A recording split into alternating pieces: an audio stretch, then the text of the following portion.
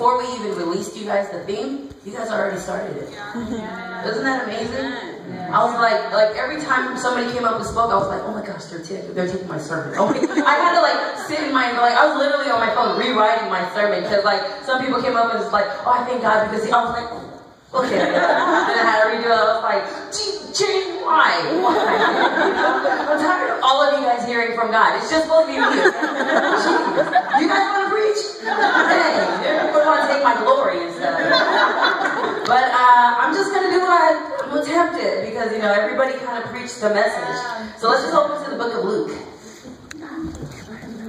How many have their Bible tonight? Say amen. Amen. Yeah, you guys got your phone Bibles too because those work. Yeah? Amen. The book of Luke. Luke 17. Amen.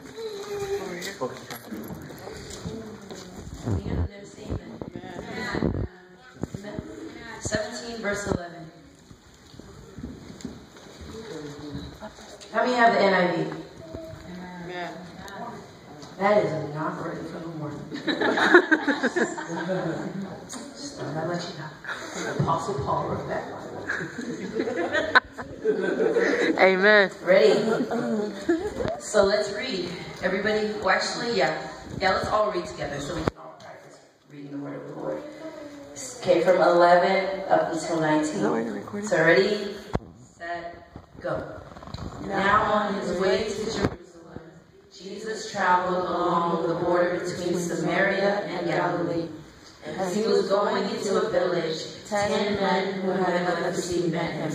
They stood at a distance and called out in a loud voice, Jesus, Master, have pity on us. When he saw them, he said, Go show yourselves to the priest. And as they went, they were cleansed. One of them, when he saw he was healed, came back, praising God in a loud voice. He threw himself at Jesus' feet and thanked him, and healed the Samaritan. Okay, let's just stop right there. Everybody say, no thanks. No thanks. Now everybody say, give thanks. Give thanks. You know, the whole thing about Thanksgiving is this. It's just so easy. Get this. No, it's everyone get this. Is when you are giving thanks. That's Thanksgiving. Did you guys get that? You guys are now college graduates. Giving thanks is actually one of, like right now in America, it's actually one of the hardest things to do. Isn't that crazy? And this is why it's probably one of the hardest things to do, is because we live now in a society that has so much, and we become so ungrateful for it that we look for the next greater thing. And like, as I was like reading this text, like I was praying and I was like, God, you know, give me some thoughts, give me some visions of how I can like bring this to life. And then I remembered the movie called, or the show. You guys watch MTV? Yeah, I know everyone here does. A little bit. So you guys remember that Sweet 16? Yes. Yeah. How the bunch of spoiled kids, you know, like they, you know, like a bunch of 16-year-old or about to be 16-year-olds. They're just like, you know, with their filthy rich parents. And they're just like, you know, Dad, I want this. I want a Corvette, and I want a helicopter dropping me off on the top of the plane. And then I want about 600 people, and I want Justin Bieber to be performing, and I want this, and I want like, you know, Trey Songz. I want him to, you know, walk me in as I'm getting ready, and I want camels and cows and all these things, and like, you know, I want like hors d'oeuvres. I don't want crackers and cheese, and I want like P. Diddy as the DJ, and like I want all these things. Blah blah blah blah blah. And I just remember watching an episode because I was YouTubing and I was like, you know, like trying to get some, you know, some thoughts and pictures. And there was this one girl that was complaining. She was like this Balani girl. Translation is white. But she was just this, you know, this nice little white girl. And she was just complaining. Complaining was everything that came out of her mouth was like, Dad, you didn't do this. Dad, you didn't do that. Mom, how come I didn't get my dress? Mom, I didn't do this. And then like she asked for one thing that she said, if you mess this up, I'm never ever going to talk to you, or it's over. I don't ever want to, I just cancel it. And she was telling her mom, she said, Mom, if Dad doesn't give me that BMW,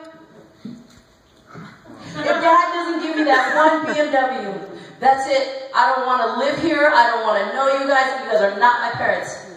So I come to the neighborhood party. It's all flat. Everything's decked out. She actually had, I forgot the celebrity that came in, but she had 2 celebrities that came in. She had a full course. Like, they rented out like one of the top of the lines. One of Jay-Z, I think it was Jay-Z's bar in New York. They rented that place out. She walked in. I mean, she got dropped off in a helicopter, and it was just decked out. But by the time, you know how in the end they show the gift? Obviously, it's a car.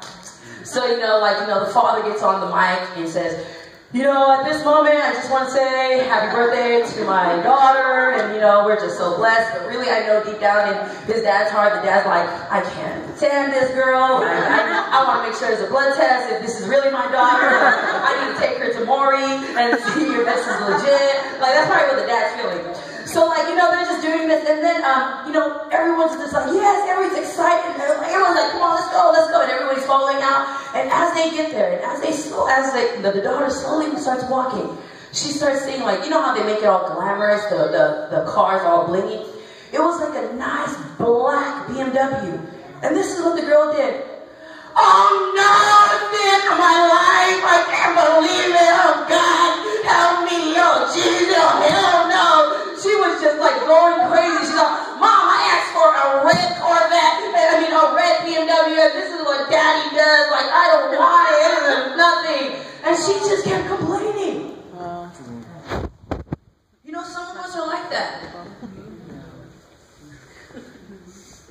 Some of us have been given so many things like life.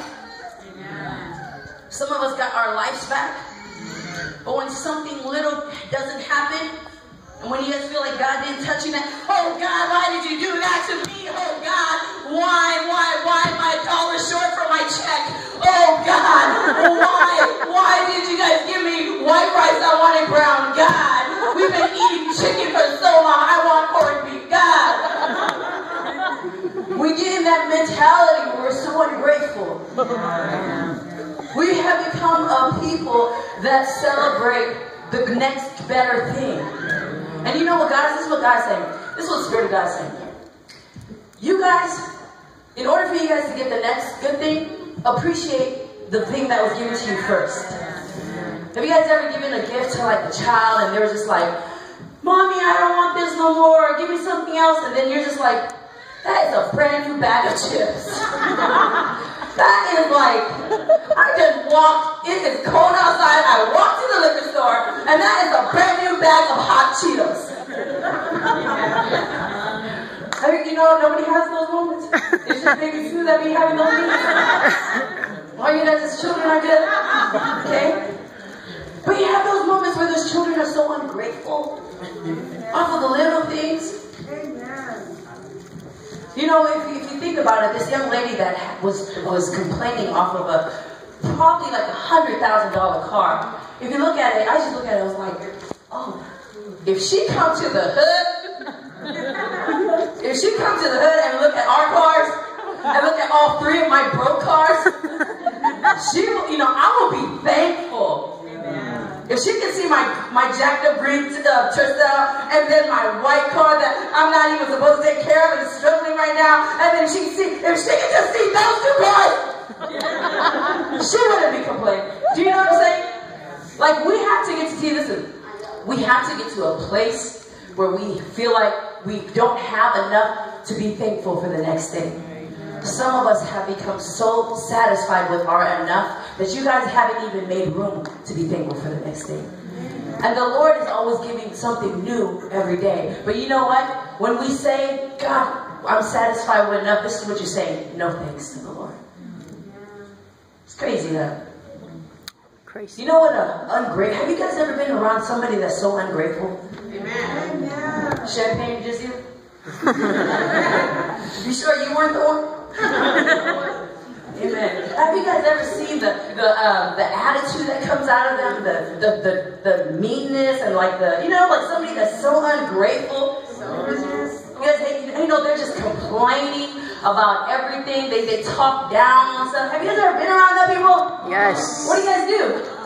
Don't go around them. Pray for them undercover. That's in the book of opinions, huh? But you know, those are the very, honestly, the people that lack Thanksgiving are the people that can't appreciate anything. You know? There's a lot of us that have been given so much, but have been very unappreciative with what's been given. Like, for instance, a lot of times that we always say, Lord, man, I want to preach like this. I want to speak like this. I want to do this. Lord, I want to be saved. I want my family to do this. I want to do this. But yet you can't even spend 1 hour with your father. But yet you can't even do the dishes for your mom. You know?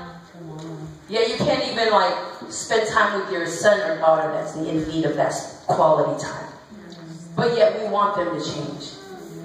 You know, the Lord begins to answer very differently, especially when we give thanks. But there's just been a time right now, in this time that we live in, we now live in a society that is so ungrateful.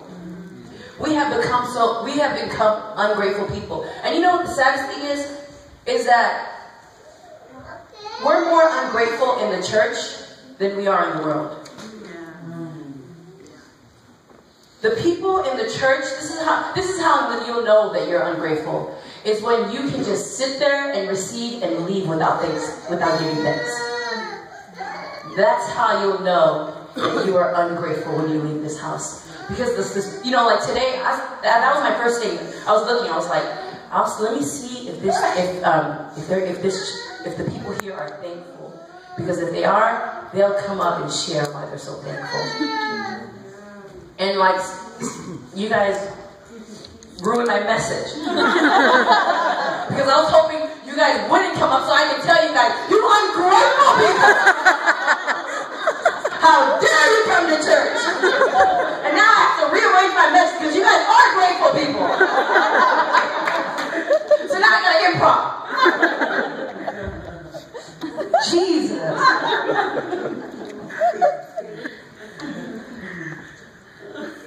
But let's just talk about this. Listen, in the message it talked about nine men, they left, okay? 10 lepers, they had come to God, completely, you know, diseased. You know, during that time it was a very bad disease. So these lepers could not be around anybody. They had to be set apart. So they had to call upon to Jesus and ask him for healing. But what happened is that 9 got healed. That's what it said. Only one came back. Amen. And you know what it says? What it specifies, which I love, is that it was the Samaritan that came back. The other 9 were the Jews. Now catch this. The 9 were the ones in that time, they were the committed, they were the ones that had a covenant with God, the Jewish people. Okay, translation. They were the Christians. And the Samaritan, they were the worldly ones. And it was the worldly one that came to give thanks.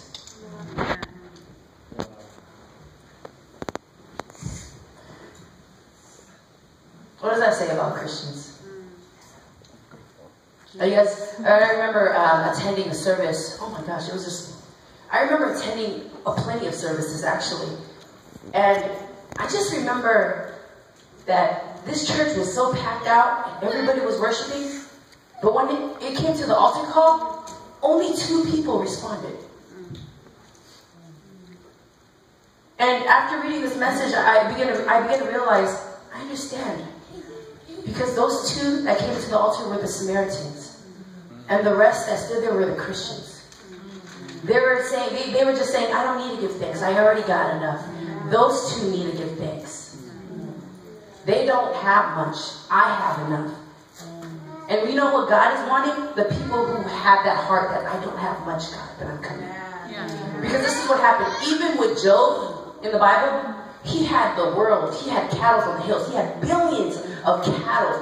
Cattle is like all the Bentleys you can have in modern day terms. That's what this guy Job had, aka Job. So if you want a job, go to the Bible. But Job had this. Job had everything. But you know what he did? He always came before the Lord and said, even though I have everything, I don't have much.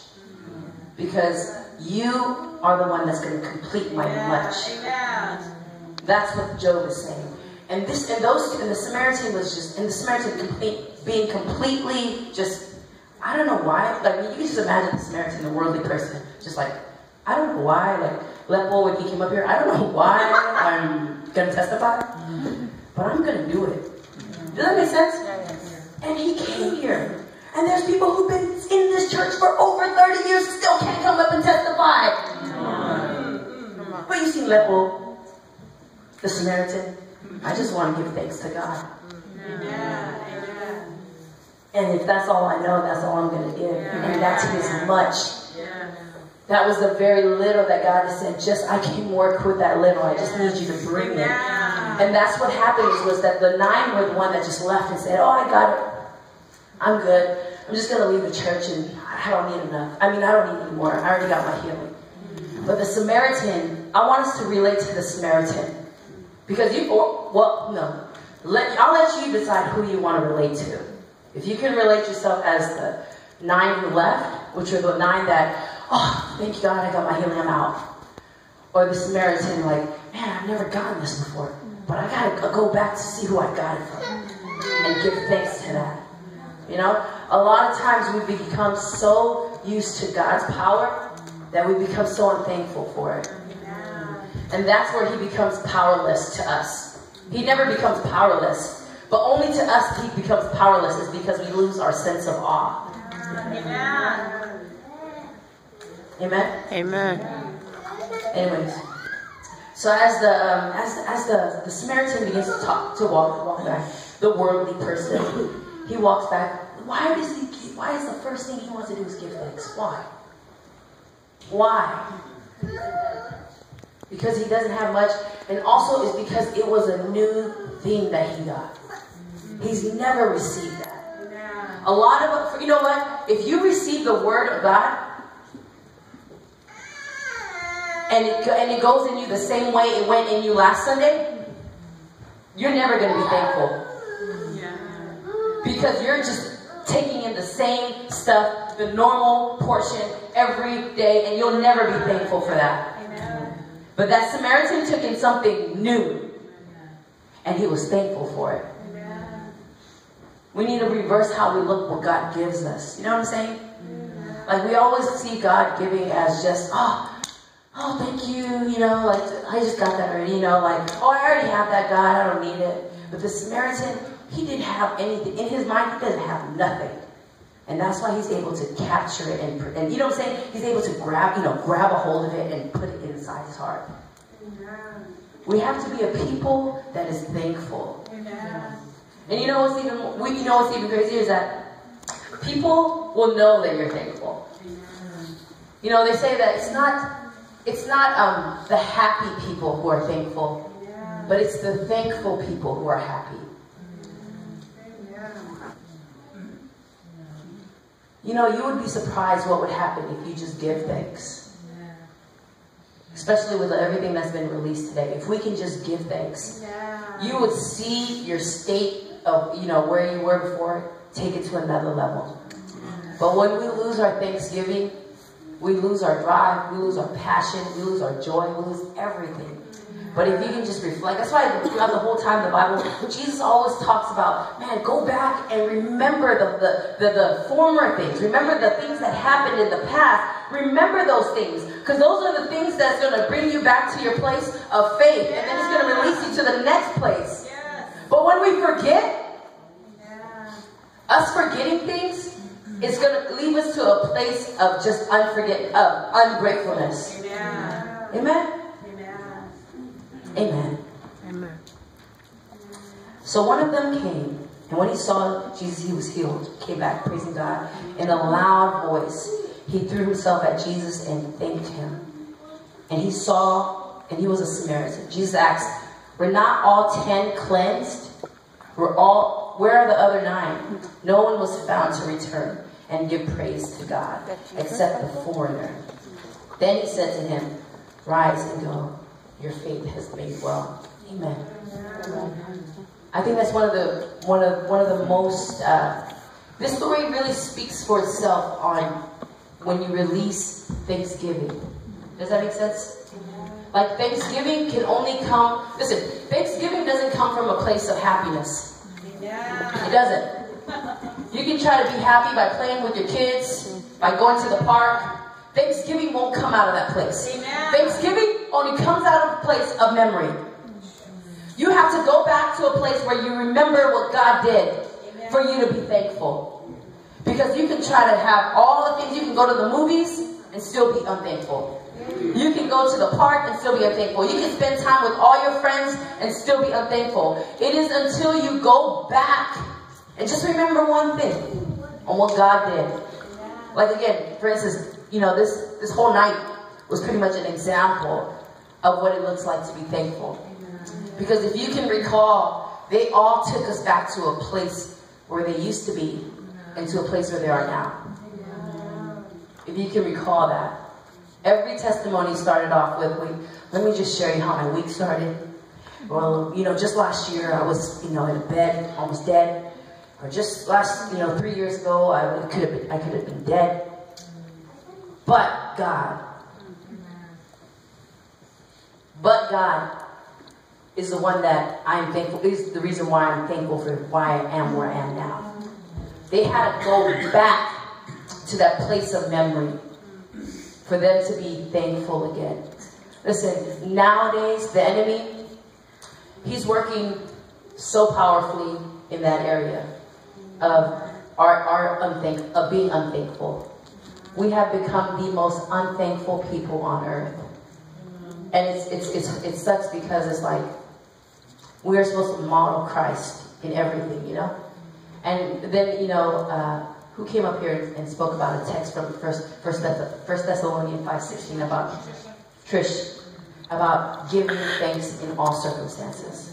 In every circumstance, you are to give thanks. So every is the key word.